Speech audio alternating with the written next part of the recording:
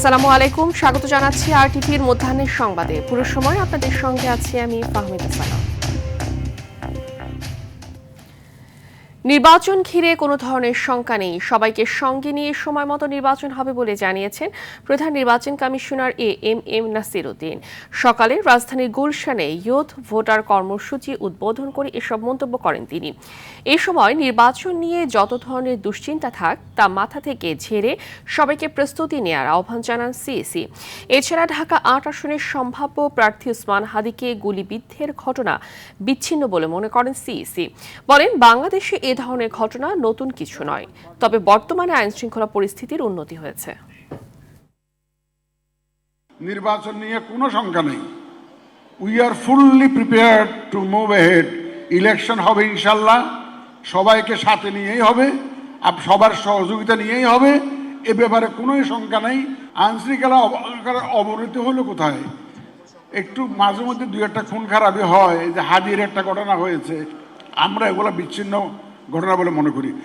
এই ধরনের ঘটনা তো সবসময় ছিল।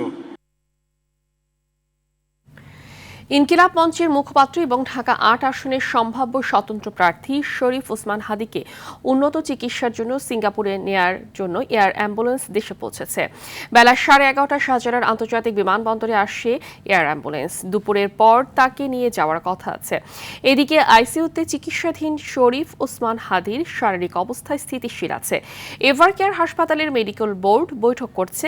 হাদির সঙ্গে তার ভাই ওমর বিন হাদি এবং ইনকিলাব মঞ্চের আমিনুল হাসানে যাওয়ার কথা আছে। এদিকে এভারকেয়ার হাসপাতালে এখনো চিকিৎসাধীন বিএনপি চেয়ারপারসন বেগম খালেদা জিয়া। তার শারীরিক অবস্থা এখনো অপরিবর্তিত বলে জানান চিকিৎসক।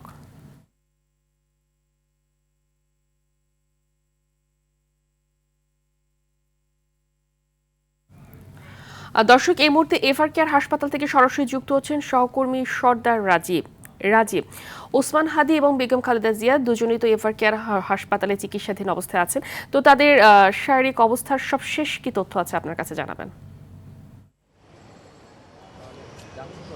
হ্যাঁ ফাহমিদা, রাজধানীর এভারকেয়ার হাসপাতালের সর্বশেষ যে তথ্যটি রয়েছে তা হলো হাদির চিকিৎসায় গঠিত মেডিকেল বোর্ড বেলা 11টার দিকে জরুরি বৈঠকে বসেছে এবং বৈঠকের পরই এখানে আনুষ্ঠানিক একটি সংবাদ সম্মেলন করার কথা রয়েছে।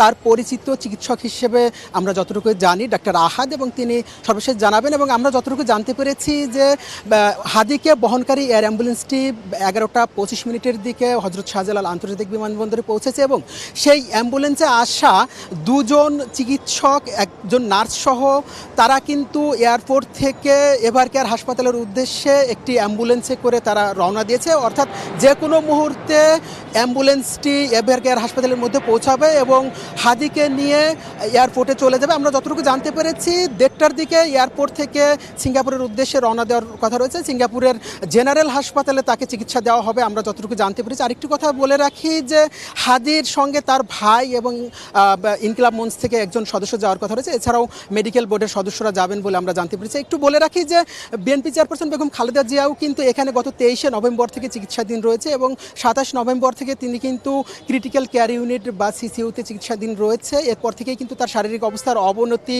না হলেও উন্নতি হয়নি, অর্থাৎ অপরিবর্তনশীল রয়েছে। এবং এরপরে কিন্তু সর্বশেষ গত 2 দিনে আমরা তার আনুষ্ঠানিক কোনো বিবৃতি না পেলেও 3 দিন আগে এখানেই কিন্তু বিএনপি চেয়ারপারসনের স্বাস্থ্য বিষয়ক উপদেষ্টা এবং অর্থাৎ তার ব্যক্তিগত চিকিৎসক এবং বিএনপির স্থায়ী কমিটির সদস্য ডাক্তার AZM জাহিদ হোসেন জানিয়েছিলেন যে বেগম খালেদা জিয়ার শারীরিক অবস্থা স্থিতিশীল রয়েছেন এবং তাকে যে চিকিৎসাটি দেওয়া হচ্ছে সেটি তিনি গ্রহণ করছেন। অর্থাৎ তিনি আশাবাদী এবং যে চিকিৎসাটি দেওয়া হচ্ছে সেটি ধারাবাহিকভাবে অব্যাহত থাকলে তিনি সুস্থ হয়ে ফিরে আসবেন। তো এই ছিল আমার কাছে সর্বশেষ। ফাহমিদা, ধন্যবাদ আপনাকে।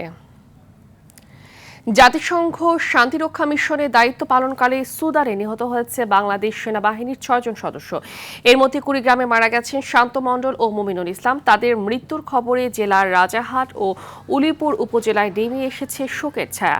নিহত শান্ত মণ্ডল জেলার রাজারহাট উপজেলার ছাট মাধাই গ্রামের মণ্ডলপাড়ার বাসিন্দা। চলতি বছরের নভেম্বরে তিনি জাতিসংঘ শান্তিরক্ষা মিশনের সুদানে যান। নিহত আরেক সেনা সদস্য মমিনুল ইসলামের বাড়ি জেলার উলিপুর উপজেলার উত্তর পান্ডুল গ্রামে। দুই পরিবারে চলছে শোক আর আহাজারি। ভালোভাবে আমার কাছে ফিরিয়ে আনা। আমার এত সুন্দর ভাই, আল্লাহ সালাম কালাম দিছে, বাবা কইছে ভাইও ভালো আছেন, আসি ভাত খাইছেন, নামাজ পড়ছেন, আসি। গরুর বাছুর হয়েছে, বাছুর হলে এবার ওটা নেবেন, বাথরুম ভালো করছেন। আমি আল্লাহ বাছুরতে বাঁচি যাই, থাকলে গেলে যায় ওই পাখে পাক ঘরা 2টে রুম করি দিব ছোট ভাই। জাতির শ্রেষ্ঠ সূর্য সন্তান বীর শহীদদের প্রতি শ্রদ্ধা জানাতে প্রস্তুত সাভারে জাতীয় স্মৃতিসৌধ। দর্শক এ নিয়ে আরো জানাতে সাভারে জাতীয় স্মৃতিসৌধ থেকে সরাসরি যুক্ত হচ্ছেন সহকর্মী ওমর ফারুক। প্রস্তুতির সবশেষ কি পরিস্থিতি আমাদেরকে জানাবেন। ফাহমিদা, আপনাকে ধন্যবাদ। আপনাকে জানিয়ে রাখি, রাত পোহালে 16 ডিসেম্বর মহান বিজয় দিবস। জাতির শ্রেষ্ঠ সন্তানদের শ্রদ্ধা জানাতে কিন্তু প্রস্তুত সাভারের জাতীয় স্মৃতিসৌধ। আমি যদি আপনাকে একটু দেখাই, সাভারের জাতীয় স্মৃতিসৌধকে মহান বিজয় দিবস উপলক্ষে কিন্তু রং তুলির আসরে সাজানো হয়েছে, নানা জাতের ফুলের চারা রোপণ করা হয়েছে এবং এখানে লাখো মানুষের ঢল নামবে আগামীকাল 16 মহান বিজয় দিবস উপলক্ষে। লাখো মানুষ দেশের বিভিন্ন প্রান্ত থেকে কিন্তু এখানে আসবেন, লাখো লাখো মানুষের সমাগম ঘটবেন। আর এই লাখো মানুষের নিরাপত্তা কিন্তু প্রশাসনের পক্ষ থেকে কিন্তু নেওয়া হয়েছে 4 স্তরের নিরাপত্তা ব্যবস্থা এবং এই বিজয় দিবস উপলক্ষে এই জাতীয় স্মৃতিসৌধ এলাকা জুড়ে কিন্তু বসানো হয়েছে সিসিটিভি ক্যামেরা সহ নানা আয়োজনে কিন্তু তারা সাজিয়েছেন এবারের জাতীয় স্মৃতিসৌধকে। গণপূর্ত বিভাগের পক্ষ থেকে নেওয়া হয়েছে ব্যাপক প্রস্তুতি। তারা কিন্তু এই আগামীকাল বীর শহীদদের যে শ্রদ্ধা জানানোর জন্য প্রথম ভোরেই কিন্তু মহামান্য রাষ্ট্রপতি, প্রধান উপদেষ্টা মণ্ডলীর সদস্য ছাড়া বিভিন্ন রাজনৈতিক দলের নেতৃবৃন্দরা কিন্তু আসবেন এই সাভারের এই জাতীয় স্মৃতিসৌধে। মহান স্বাধীনতা যুদ্ধে যারা শহীদ হয়েছেন সেই বীর শহীদদের শ্রদ্ধা জানানোর জন্যই কিন্তু তারা এই সাভারের জাতীয় স্মৃতিসৌধে ভিড় করবেন। দেশের বিভিন্ন প্রান্ত থেকে কিন্তু এই সাভারের জাতীয় স্মৃতিসৌধে কিন্তু তারা আসবেন বীর শহীদদের প্রতি শ্রদ্ধা জানানোর জন্য। তো আমরা যদি বলি যে বীর শহীদদের শ্রদ্ধা জানানোর জন্য সাভারের জাতীয় স্মৃতিসৌধ পুরোপুরি প্রস্তুত করা হয়েছে এবং নিরাপত্তা ব্যবস্থা জোরদার করা হয়েছে। ইতিমধ্যে SSF এর লোকজন কিন্তু এই স্মৃতিসৌধের দায়িত্ব নিয়েছেন এবং জনসাধারণ সহ সাংবাদিকদেরও প্রবেশাধিকার নিষেধাজ্ঞা প্রদান করেছেন। এই ছিল আমার কাছে সর্বশেষ। ফাহমিদা, ধন্যবাদ আপনাকে। লোডশেডিং থেকে মুক্তির জন্য গড়ে তোলা রূপপুর পারমাণবিক বিদ্যুৎ কেন্দ্র যেন এখন মরার উপর খাড়ার ঘা। দফায় দফায় সময় বাড়িয়েও উৎপাদনে যেতে না পারা প্রকল্পটিতে নতুন করে খরচ বাড়ছে আরও 26,000 কোটি টাকা। বিশেষজ্ঞরা বলছেন, প্রকল্পটির দুর্নীতির সাথে জড়িতদের বিরুদ্ধে ব্যবস্থা না নিয়ে উল্টো ব্যয় বাড়ানোটা হবে অপরাধকে বৈধতা দেয়া। এছাড়া এই কালক্ষেপণে ঋণের চাপ বাড়ছে বলেও মনে করেন তারা। সর্দার রাজীবের রিপোর্টে বিস্তারিত। রূপপুর পারমাণবিক বিদ্যুৎ কেন্দ্র বাংলাদেশের সর্ববৃহৎ মেগা প্রকল্প। দেশের জ্বালানি চাহিদা পূরণের লক্ষ্যে 2017 সালে পাবনায় শুরু হয় এর নির্মাণ কাজ। কিন্তু 2400 মেগাওয়াট ক্ষমতার 2 ইউনিটের এই কেন্দ্রের উৎপাদন 2023 সালের মধ্যে শুরু হওয়ার কথা থাকলেও এখনও উৎপাদনে যায়নি একটিও। এছাড়াও ব্যয়বহুলে প্রকল্পের নির্মাণ কাজের চূড়ান্ত সময়সীমা এখনও অনিশ্চিত। এদিকে দফায় দফায় সময় বাড়ানো রূপপুর প্রকল্পের প্রকল্পিত ব্যয় বাড়ছে আরও অন্তত 26,000 কোটি টাকা। ডলারের বিপরীতে টাকার অবমূল্যায়নের কারণে প্রকল্পের নির্মাণ ব্যয় বেড়েছে জানিয়ে সম্প্রতি পরিকল্পনা মন্ত্রণালয়কে অবগত করেছে বিজ্ঞান ও প্রযুক্তি মন্ত্রণালয়। ক্যামেরার সামনে কথা না বললেও প্রকল্প সংশ্লিষ্টরা বলছে, ডলার বিনিময়ের মূল্য বৃদ্ধির কারণেই বেড়েছে খরচ। 2016 সালে ডলার বিনিময় হার ছিল 80 টাকা, কিন্তু বর্তমানে ডলারের বিনিময় হার 122 টাকা। ডলারের দাম বৃদ্ধির কারণে প্রকল্পের খরচ বৃদ্ধি পেয়েছে। তবে অনিয়ম দুর্নীতির মাধ্যমে রূপপুর প্রকল্পে শুরুতেই বাড়তি ব্যয় যুক্ত করা হয়েছে বলে মনে করেন এই জ্বালানি বিশেষজ্ঞ। বিশেষ বিশেষ ব্যক্তির বিরুদ্ধে যে দুর্নীতির অভিযোগ রয়ে গেছে, সেসব অভিযোগ নিষ্পত্তি করা সরকারের জন্য ফরজ ছিল এবং এখনও ফরজ আছে। সেগুলো না করে রূপপুর পারমাণবিক বিদ্যুৎ কেন্দ্রের কর্তৃপক্ষের এই মূল্য বৃদ্ধির প্রস্তাব বিবেচনায় নেওয়া আমি মনে করি ওই সমস্ত অভিযোগকে সুরক্ষা দেওয়ার শামিল।